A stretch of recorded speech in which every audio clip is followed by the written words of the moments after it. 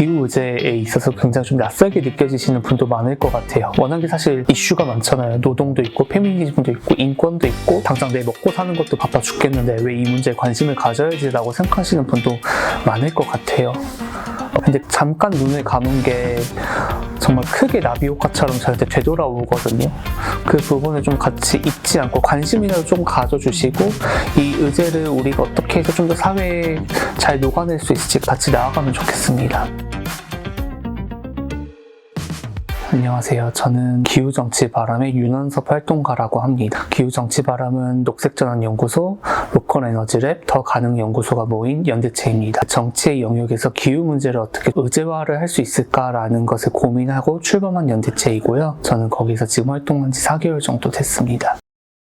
네, 이번에 갑자기 조기 대선을 하면서 대선 후보들에게 기후 단일 의제 TV 토론회를 요구하기 위한 캠페인이고요. 제가 속한 기후정치바람과 기후위기 비상행동 일단 공동 기획했고 문화연대와 대학생 기후위기 비상행동도 함께 해주셨습니다. 헌법재판소에서 윤석열 대통령에 대한 탄핵이 나왔던 4월 4일부터 5월 6일까지 33일간 진행이 됐고요. 1580명의 시민이 기후 단일을 개최해라 라고 일단 청원을 해주셨고 또 대선 후보에게 질문 남겨주신 것도 한 780개 정도 됐습니다. 참... 이걸 왜 진행했을까라. 미디어가 다양해졌잖아요. 유튜브도 나오고 틱톡도 사실은 정말 활발한데 그럼에도 여전히 많은 시청자들, 많은 국민들이 TV 토론회를 보거든요. 2020년 대선 당시 TV 토론회 시청률이 39%에 육박을 했고 다뤄지는 것만으로도 국민들한테 전부 전달이 되는 거다 보니까 국민들에게 기후위기를 말할 수 있는 건 없다라는 게 하나 있었고 6월 3일 선거 이후에 들어서는 다음 정부 같은 경우에는 임기가 앞으로 한국 정부의 골든타임과 사실 연결되어 있다는 점에서 기후 정책이 공약으로 나와야 한다. 이 두 가지 차원에서 요구를 하게 됐습니다. 한국을 포함한 40개국에서 실시한 설문조사에서는 93%의 한국인이 기후변화는 인류를 위협한 실존적 위협이라고 말을 했거든요. 이게 다른 39개국의 평균 응답 86%보다 굉장히 높았습니다. 근데 여전히 한국은 기후악당이라는 소리를 듣고 있고 정치의 중심에서도 기후는 의제화가 되지 않고 이거를 좀 어떻게 하면 의제로 끌어올릴 수 있을까 라는 고민에서 사실 시작한 게 기후부터였습니다. 개인적으로는 기후 문제가 정말 저희 세대와 미래 세대 모두에게, 저희는 미래 세대라는 용어를 좋아하진 않지만 모든 세대를 아우르는 가장 큰 문제라고 생각을 하고요. 근데 사실 대응할 수 있는 시간은 정말 줄어들고 있죠. 기후과학 관련 국제기구가 있는데요. IPCC라고 전 세계 과학자들이 기후과학 관련해 주기적으로 보고서를 냅니다. 2023년에 가장 최근 보고서가 나왔는데 거기서 말한 건 단순합니다.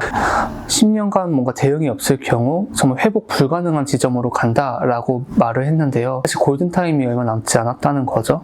기후위기는 단순히 환경 문제는 아니고 사회, 경제, 그 다음에 노동, 거의 전 사회를 아우르는 문제인데 여전히 우리 사회의 기후를 바라보는 관점은 환경에만 국한돼 있어가지고 여전히 마이너한 의제다. 이 부분을 좀 더 어떻게 해결할지를 좀 더 같이 고민해야 하지 않을까 싶습니다. 경제 같은 경우에는 유럽연합의 탄소 국경 조정 제도나 아리백이 될 수 있을 것 같아요. 재생에너지를 사용해서 만든 제품만 사가려나 하는 그런 국제사회 움직임도 있고요. 이게 다 기후대응과 연관돼 있어서 경제라는 측면에서 말씀을 드린 거고 산업 같은 경우에도 한국의 사실 근간은 철강이나 석유, 화학 이런 부분인데 온실가스 배출이 많잖아요.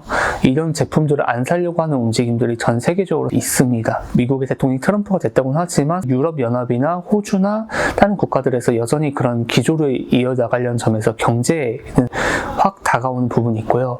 사회라는 측면에서는 기후 적응을 얘기하지 않을 수 없을 것 같아요.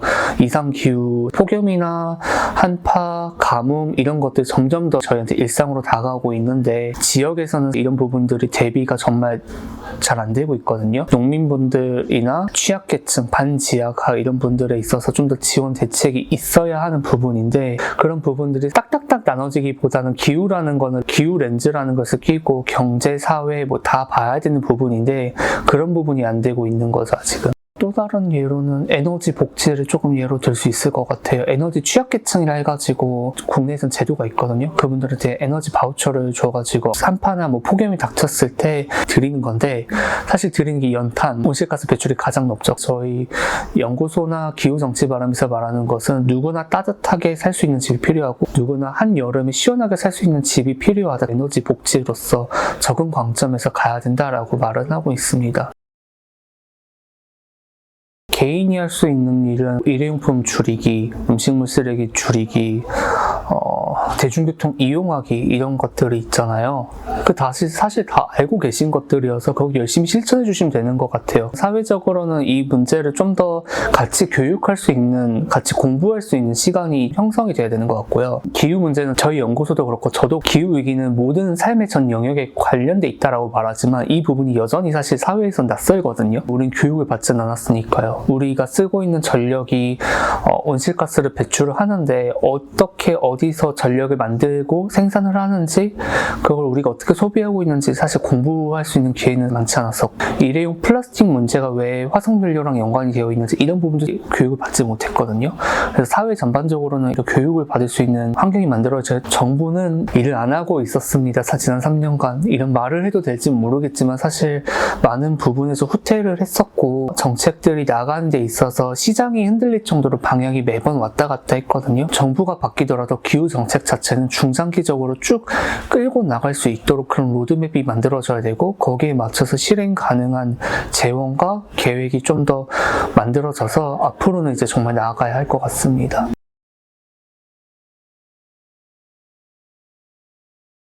일회용 컵 보증금제가 대표적인 것 같아요.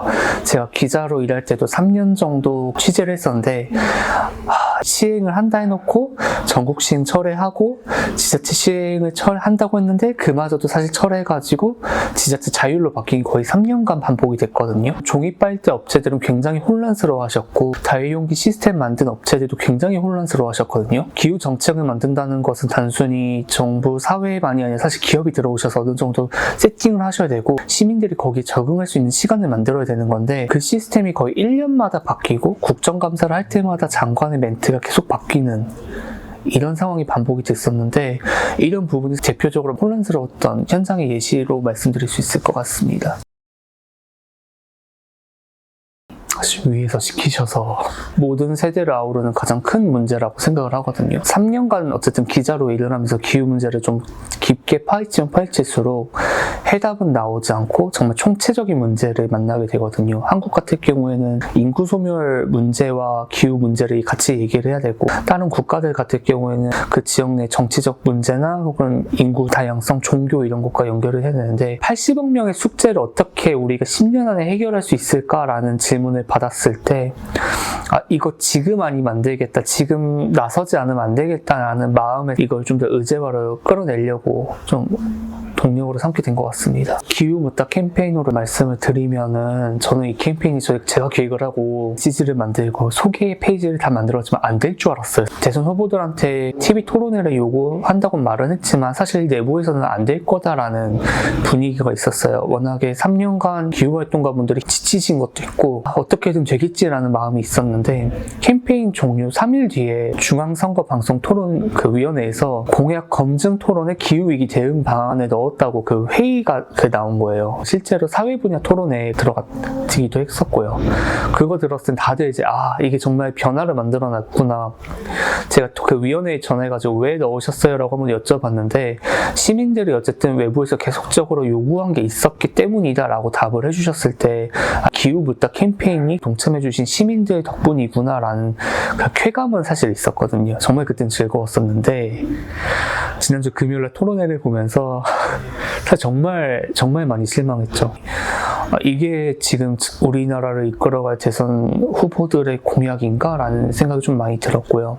리백은 불가능하다, 한국에선 재생에너지 경제성이 낮다, 후쿠시마 원전 사고 폭발은 없었다, 이런 가짜뉴스들이 계속해서 나왔었고, 재생에너지와 원자력의 그거를 이념적 대립으로 가져가시려는 프레임도 있으셨고, 이런 부분에서 굉장히 실망스러웠고, 에너지 취약계층을 어떻게 돌봄할 것인지, 기후 적응은 어떻게 만들 것인지, 식량 환경위기 대책은 어떻게 만들 것인지, 가장 중요한 2030년 국가 온실가스 감축 목표는 어떻게 달성할 것인지, 이런 얘기들이 전혀 언급되지 않았거든요.